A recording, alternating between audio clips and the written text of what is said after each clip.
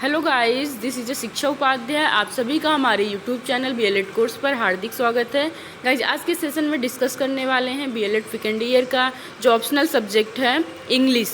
तो इंग्लिश का सिलेबस क्या है, यानी आपको सेकेंड ईयर में इंग्लिश में क्या क्या चीज़ पढ़ना है, तो इन सब के बारे में। इसमें भी 4th यूनिट है और हर एक यूनिट में दिया गया है टॉपिक वाइज। चलिए देख लेते हैं। तो फर्स्ट यूनिट में है difference between English as first and second language. Difference यानी कि अंतर निकालना है इंग्लिश या एज ए फर्स्ट लैंग्वेज मानकर और सेकेंड लैंग्वेज। आप जैसे कि त्रिभाषा जो फॉर्मूला आया था उसमें हिंदी, इंग्लिश और कोई एक रीजनल लैंग्वेज था, तो आपको यहाँ पर हिंदी और इंग्लिश में डिफरेंस मतलब बताना है, हिंदी और इंग्लिश भाषा के में। और फिर उसके बाद सेकंड है aims and objectives of English as a second language, यानी कि लक्ष्य और उद्देश्य इंग्लिश मतलब इंग्लिश को सेकेंड लैंग्वेज मानते हुए उसके लक्ष्य और उद्देश्य को लिखना है। फिर उसके बाद है teaching techniques of English as a second language. इसका मतलब इंग्लिश को सेकेंड लैंग्वेज के रूप में इसका जो शिक्षण तकनीक है इसके बारे में बताना है। फिर सेकेंड यूनिट पर आ जाते हैं। सेकेंड यूनिट में है description of vowel and consonant, यानी जो स्वर और व्यंजन है, वॉवेल्स एंड कॉन्सोनेंट, तो उसका विवरण लिखना है आपका, मतलब उसके बारे में आपको पढ़ना है।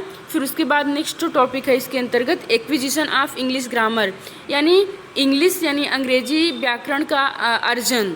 Composition part of speech, active passive है, डायरेक्ट इनडायरेक्ट है, टेंस है, सिनोनिम है, एंटोनिम है, टाइप्स ऑफ सेंटेंस हैं यानी वाक्य के प्रकार, और फिर फिगर ऑफ स्पीच है, प्रेसाइज है। फिगर ऑफ स्पीच जैसे अलंकार होता है वैसे आपके इंग्लिश में फिगर ऑफ स्पीच उसको बोला जाता है।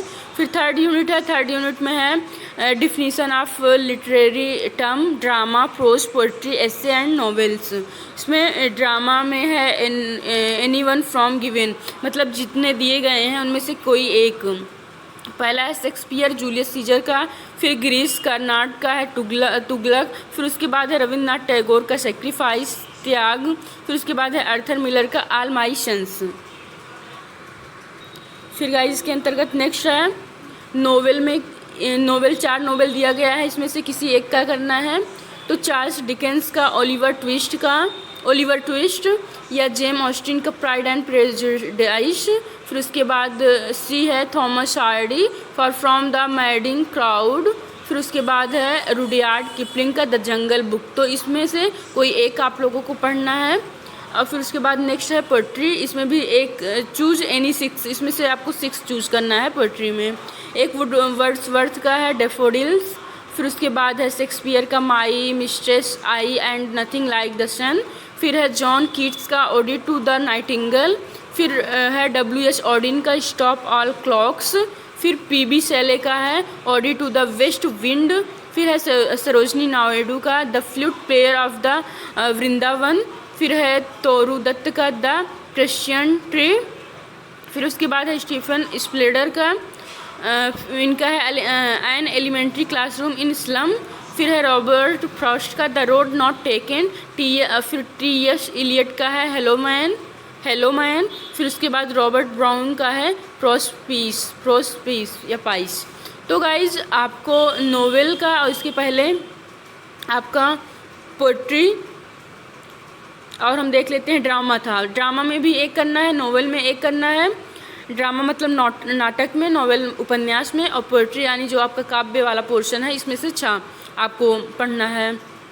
फिर गाइज नेक्स्ट है लास्ट यूनिट, इसमें है कंपोजिशन एसे राइटिंग का। फिर है नेक्स्ट टॉपिक इसमें paragraph writing, story writing, application, letters, formal and informal, unseen passage and press writing, advertisement writing and article writing. तो इस तरीके से 4 यूनिट दिया गया है, उसमें टॉपिक वाइज दिया गया है कि आपको क्या पढ़ना है। तो गाइज आपको समझ में आ गया होगा कि बीएलएड सेकेंड ईयर में ऑप्शनल सब्जेक्ट इंग्लिश में उसके अंतर्गत हमें क्या क्या पढ़ना है, क्या क्या सिलेबस है। तो गाइज मिलते हैं नेक्स्ट वीडियो के साथ। Thank you guys, thanks for watching.